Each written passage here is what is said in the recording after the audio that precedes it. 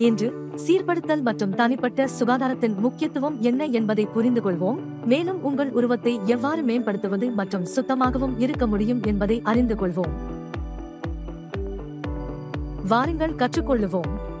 தனிப்பட்ட சீர்படுத்தல் மற்றும் சுகாதாரம் மற்றும் அதன் முக்கியத்துவம்.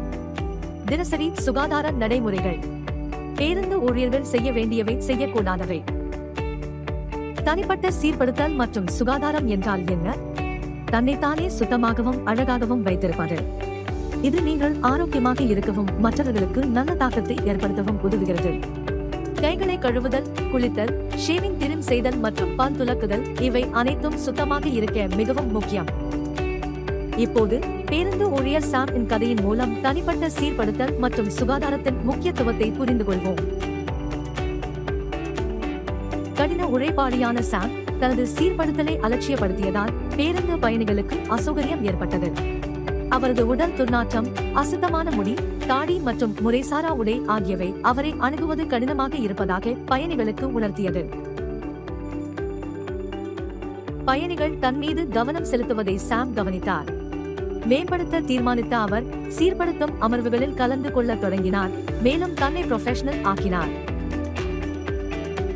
இப்போது பயணிகள் மகிழ்ச்சியடைந்தனர் மற்றும் அவருடன் சகஜமாக பேச முடியும் என்று உணர்ந்தனர். சாம் போல் இருக்க வேண்டுமா? நீங்கள் சுத்தமாகவும் புத்துணர்ச்சியுடனும் இருக்க சில குறிப்புகள் கீழே உள்ளன. சோப்பு மற்றும் தண்ணீரை பயன்படுத்தி தினமும் குளிப்பது, தவறாமல் ஷேவிங் செய்வது மற்றும் உங்கள் தாடி அல்லது மீசையை ஒழுங்கமைத்து நன்கு அழகுபடுத்துவதன் மூலம் நீங்கள் சுத்தமாக இருப்பதை உறுதிப்படுத்திக் கொள்ளுங்கள். பேருந்து ஊழியர்கள் சுத்தமான மற்றும் சலவை செய்யப்பட்ட சீருடைகளை அணிந்தால் அது அவர்களை மிகவும் ப்ரொஃபஷனல் ஆய் காட்டுவதுடன் பயணிகளிடம் நல்ல அபிப்பிராயத்தை ஏற்படுத்துகிறது, அவர்களுக்கு சிறந்த அனுபவத்தை அளிக்கிறது. உடல் துர்நாற்றத்தை தவிர்க்கவும் சமூக சூழ்நிலைகளில் புத்துணர்ச்சியை பராமரிக்கவும் டியோடரண்டை பயன்படுத்துவது முக்கியம். பேருந்து ஊழியர்களுக்கு பேருந்தில் துணை பொருளாக டியோடரண்ட் வழங்கவும். ஒரு நாளைக்கு 2 முறை பல் துலக்க மறக்காதீர்கள். அழுக்கு மற்றும் நோயை தவிர்க்க குறுகிய மற்றும் சுத்தமான நகங்களை பராமரிக்கவும். உணவுக்கு முன்னும் பின்னும் கழிவறையை பயன்படுத்திய பின், இருமல் அல்லது தும்மலுக்கு பின் உங்கள் கைகளை கழுவ சோப்பு பயன்படுத்தவும். எனவே தனிப்பட்ட சீர்படுத்தல் மற்றும் சுகாதாரம் ஏன் முக்கியம் என்பதை நாங்கள் விவரித்துள்ளோம். இப்போது பணியாளர்கள் செய்ய வேண்டிய மற்றும் செய்யக்கூடாத சிலவற்றை பார்ப்போம். பேருந்து ஊழியர்கள் செய்ய வேண்டியவை.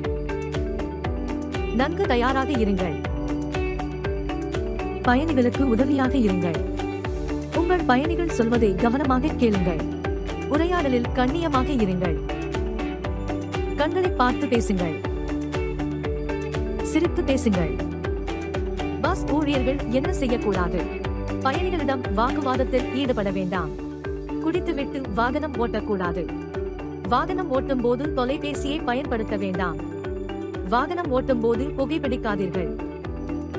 அதிக வேகத்தை தவிர்க்கவும் மற்றும் பாதுகாப்பான வேக வரம்புகளுக்குள் வாகனம் ஓட்டவும். ஆரோக்கியம், சுகாதாரம் மற்றும் சீர்படுத்துதல் ஆகியவற்றை பராமரிப்பது நம்மை நன்றாக உணர வைப்பது மட்டுமல்ல, வெற்றி பெறுவோம் என்ற தன்னம்பிக்கையையும் தருகிறது. மேலும் எங்கள் பயணிகளுக்கு மகிழ்ச்சியையும் நல்ல உணர்வையும் தருகிறது. நன்றி. ரெட்பஸ் மூலம் கற்று வளருங்கள்.